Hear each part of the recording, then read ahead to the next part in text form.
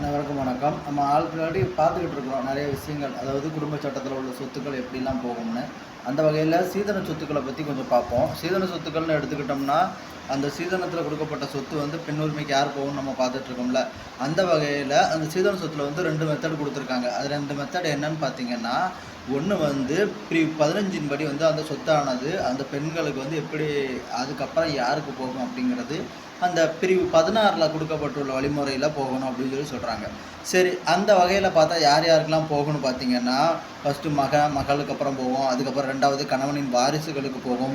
3வதாக வந்து தாய் தந்தை அவங்களுக்கு போகும். 4வது வந்து தந்தையின் வாரிசுகளுக்கு போகும். இறுதியாக தாயோட வாரிசுக்கு போகும். அதாவது அந்த பெண்ணின் தாய் தந்தையோட வாரிசுகளுக்கு போகும் அப்படின்னு சொல்கிறாங்க. இதில் சில விதிவிலக்குகள் கொடுத்துருக்காங்க.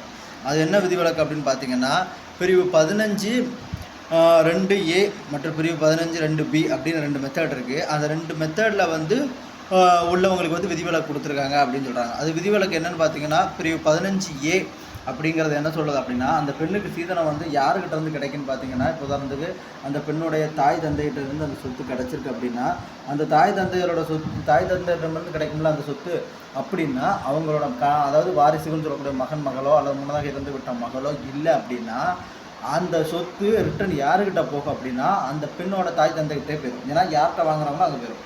இதுவே பிரிவு 15 2B என்ன சொல்லுது அப்படின்னா, அந்த பெண்ணுக்கு சீதனமாக கணவன்கிட்டருந்து கிடச்சிருக்கு அப்படின்னா, அந்த கணவனுங்கிட்ட இருந்து கிடைக்கக்கூடிய சொத்து கடைசியில் அவங்க வாரிசுகள் இல்லை, யாருமே இல்லை. அப்புறம் சொன்ன மாதிரி மகன் மகள் அப்புறம் வந்து முன்னதாக இறந்து விட்ட மகன் யாருமே இல்லை அப்படின்னா, அந்த சொத்து யாருக்கிட்ட போகும்னா அந்த கணவனின் வாரிசுகள் அப்படின்னு இருக்காங்களா, அவங்கக்கிட்டே மறுபடியும் போயிடும் அப்படின்னு சொல்கிறாங்க. அப்போ அந்த சொத்துக்கள் யாருக்கிட்ட போகும் அப்படிங்கிறத பற்றி அதில் உள்ள விதிவிலக்குகள் பற்றியும் இந்த 2 செக்ஷன் வந்து சொல்லுது. இந்த 2 செக்ஷன் மட்டும் சொல்லாமல் இதில் இன்னொன்று சொல்லியிருப்பாங்க. என்ன அப்படின்னா, இங்கே குறிக்கப்பட்டுள்ள அந்த கணவன் அப்படின்னு சொல்கிறாங்கல்ல, அந்த கணவன் அதுக்கப்புறம் மகன் அப்படிங்கிறதெல்லாம் யாரை சொல்லுவோம்னா, அந்த தாய் பெற்றெடுத்த மகனோ தத்தெடுத்த மகனும் மட்டும்தான் வரும். அது மகனும் சரி மகனும் சரி. ஆனால் வளர்ப்பு மகன் வராது. அதாவது ஸ்டெப் மதர்ஸ்ன்னு சொல்லுவாங்கள்ல, அந்த மாதிரி ஸ்டெப் சன்ஸ்ன்னு சொல்லுவாங்க. வளர்ப்பு தாய்ங்கிறவங்களுக்கு வந்து வராது, அவங்க சொத்து கேட்க முடியாது அப்படின்னு சொல்கிறாங்க. அதே மாதிரி அந்த மனப்பிறப்புன்னு இருக்கும். முறையான மனப்பிறப்பின் அடிப்படையில் பிறந்த குழந்தை மட்டும்தான் அதில் வந்து உரிமை கொண்டாட முடியும். அப்படி இல்லைன்னா உரிமை கொண்டாட முடியாது அப்படிங்கிறதையும் தெளிவாக சொல்லியிருக்காங்க.